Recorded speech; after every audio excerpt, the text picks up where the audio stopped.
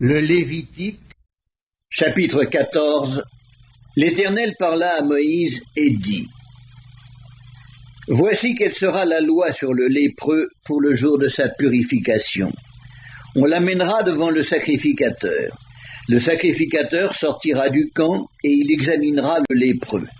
Si le lépreux est guéri de la plaie de la lèpre, le sacrificateur ordonnera que l'on prenne, pour celui qui doit être purifié, 2 oiseaux vivants et purs, du bois de cèdre, du cramoisi et de l'hysope.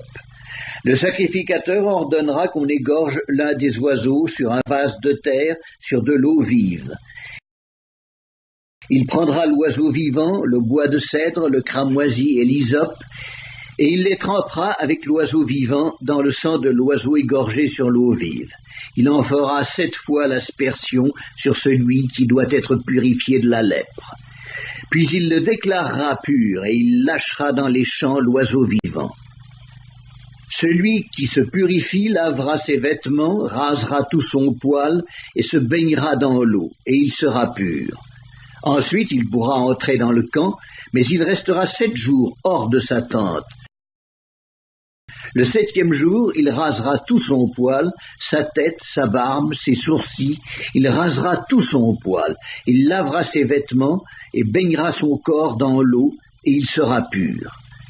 Le 8e jour, il prendra 2 agneaux sans défaut, et une brebis d'1 an sans défaut, 3/10 d'un épha de fleur de farine, en offrande pétrie à l'huile, et un log d'huile. Le sacrificateur qui fait la purification présentera l'homme qui se purifie et toutes ces choses devant l'Éternel à l'entrée de la tente d'assignation. Le sacrificateur prendra l'un des agneaux et il l'offrira en sacrifice de culpabilité avec le log d'huile. Il les agitera de côté et d'autre devant l'Éternel. Il égorgera l'agneau dans le lieu où l'on égorge les victimes expiatoires et les holocaustes, dans le lieu saint. Car dans le sacrifice de culpabilité, comme dans le sacrifice d'expiation, la victime est pour le sacrificateur. C'est une chose très sainte. Le sacrificateur prendra du sang de la victime de culpabilité, il en mettra sur le lobe de l'oreille droite de celui qui se purifie, sur le pouce de sa main droite et sur le gros orteil de son pied droit. Le sacrificateur prendra du log d'huile et il en versera dans le creux de sa main gauche. Le sacrificateur trempera le doigt de sa main droite dans l'huile qui est dans le creux de sa main gauche, et il fera avec le doigt 7 fois l'aspersion de l'huile devant l'Éternel. Le sacrificateur mettra de l'huile qui lui reste dans la main sur le lobe de l'oreille droite de celui qui se purifie, sur le pouce de sa main droite et sur le gros orteil de son pied droit, par-dessus le sang de la victime de culpabilité. Le sacrificateur mettra ce qui lui reste d'huile dans la main sur la tête de celui qui se purifie. Et le sacrificateur fera pour lui l'expiation devant l'Éternel.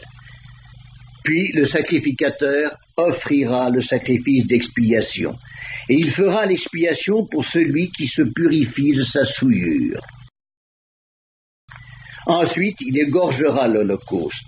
Le sacrificateur offrira sur l'autel l'holocauste et l'offrande, et il fera pour cet homme l'expiation, et il sera pur.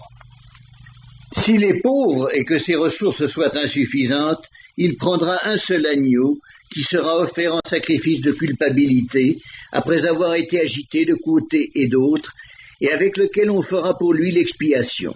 Il prendra un seul 10e de fleur de farine pétrie à l'huile pour l'offrande, et un log d'huile. Il prendra aussi 2 tourterelles ou 2 jeunes pigeons, selon ses ressources, l'un pour le sacrifice d'expiation, l'autre pour l'holocauste. Le 8e jour, il apportera pour sa purification toutes ces choses au sacrificateur à l'entrée de la tente d'assignation devant l'Éternel.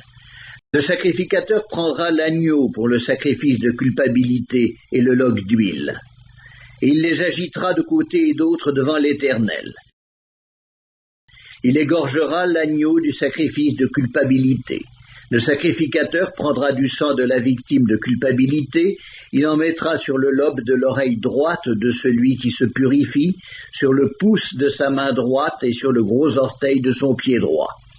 Le sacrificateur versera de l'huile dans le creux de sa main gauche. Le sacrificateur fera avec le doigt de sa main droite 7 fois l'aspersion de l'huile qui est dans sa main gauche devant l'Éternel. Le sacrificateur mettra de l'huile qui est dans sa main sur le lobe de l'oreille droite de celui qui se purifie, sur le pouce de sa main droite et sur le gros orteil de son pied droit, à la place où il a mis du sang de la victime de culpabilité. Le sacrificateur mettra ce qui lui reste d'huile dans la main sur la tête de celui qui se purifie, afin de faire pour lui l'expiation devant l'Éternel.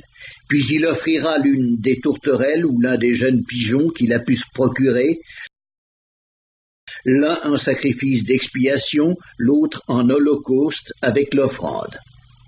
Et le sacrificateur fera pour celui qui se purifie l'expiation devant l'Éternel. Telle est la loi pour la purification de celui qui a une plaie de lèpre et dont les ressources sont insuffisantes.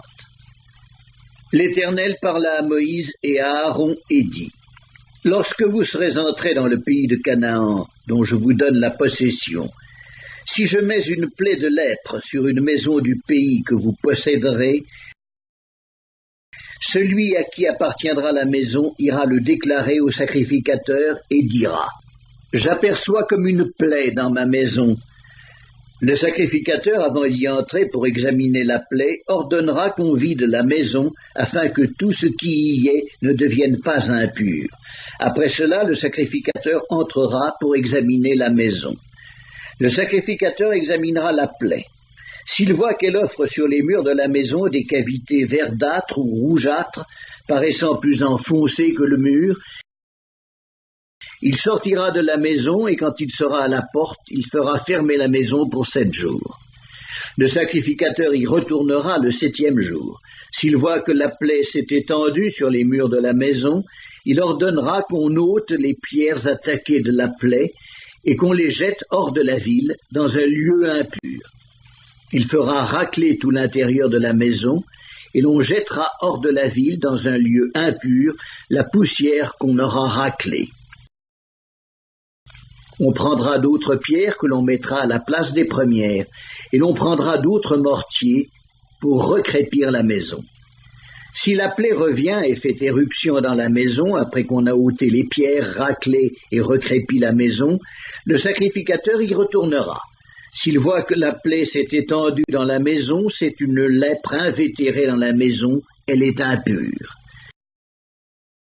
On abattra la maison, les pierres, le bois et tout le mortier de la maison, et l'on portera ces choses hors de la ville, dans un lieu impur.